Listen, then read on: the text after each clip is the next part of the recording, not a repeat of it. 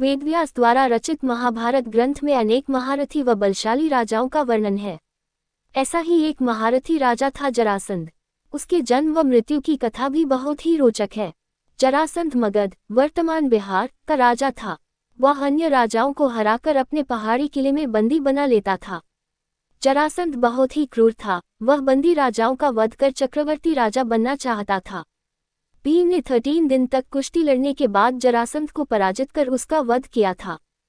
जरासंध मथुरा के राजा कंस का ससुर एवं परम मित्र था। उसकी दोनों पुत्रियों आसित व प्रापित का विवाह कंस से हुआ था।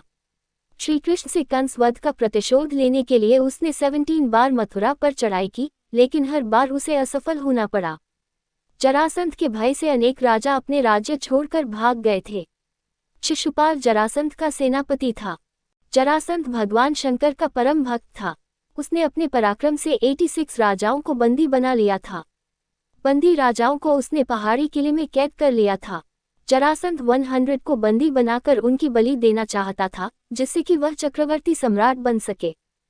मगध देश में बृहद्रथ नाम के राजा थे। उनकी 2 पत्नियां थीं, लेकिन उन्हें कोई संतान नहीं थी। एक दिन संतान की चाह में राजा बृहद्रथ महात्मा चंद्रकौशिक के पास गए और सेवा कर उन्हें संतुष्ट किया। प्रसन्न होकर महात्मा चंद्रकौशिक ने उन्हें एक फल दिया और कहा कि ये फल अपनी पत्नी को खिला देना, इससे तुम्हें संतान की प्राप्ति होगी। राजा बृहद्रथ की 2 पत्नियां थीं। राजा ने वह फल काटकर अपनी दोनों पत्नियों को खिला दिया।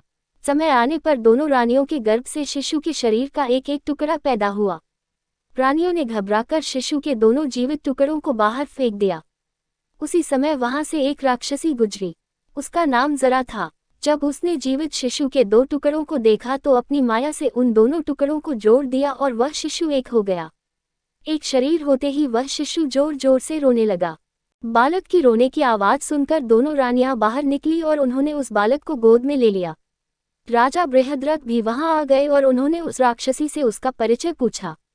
राक्षसी ने राजा को सारी बात सच सच बता दी। राजा बहुत खुश हुए और उन्होंने उस बालक का नाम जरासंध रख दिया, क्योंकि उसे जरा नाम की राक्षसी ने संधित जोड़ा किया था। जरासंध का वध करने के लिए भगवान श्री कृष्ण ने योजना बनाई। योजना के अनुसार श्री कृष्ण, भीम व अर्जुन ब्राह्मण का वेश बनाकर जरासंध के पास गए और उसे कुश्ती के लिए ललकारा। जरासंध समझ गया कि ये ब्राह्मण नहीं है। जरासंध के कहने पर श्री कृष्ण ने अपना वास्तविक परिचय दिया। जरासंध ने भीम से कुश्ती लड़ने का निश्चय किया। राजा जरासंध और भीम का युद्ध कार्तिक कृष्ण प्रतिपदा से 13 दिन तक लगातार चलता रहा। 14वें दिन भीम ने श्री कृष्ण का इशारा समझकर जरासंध के शरीर के 2 टुकड़े कर दिए। जरासंध का वध कर भगवान श्री कृष्ण ने उसकी कैद में जितने भी राजा थे, सबको आजाद कर दिया और कहा कि धर्मराज युधिष्ठिर चक्रवर्ती पद प्राप्त करने के लिए राजसूय यज्ञ करना चाहते हैं। आप लोग उनकी सहायता कीजिए। राजाओं ने श्री कृष्ण का ये प्रस्ताव स्वीकार कर लिया और धर्मराज युधिष्ठिर को अपना राजा मान लिया। भगवान श्री कृष्ण ने जरासंध के पुत्र सहदेव को अभयदान देकर मगध का राजा बना दिया।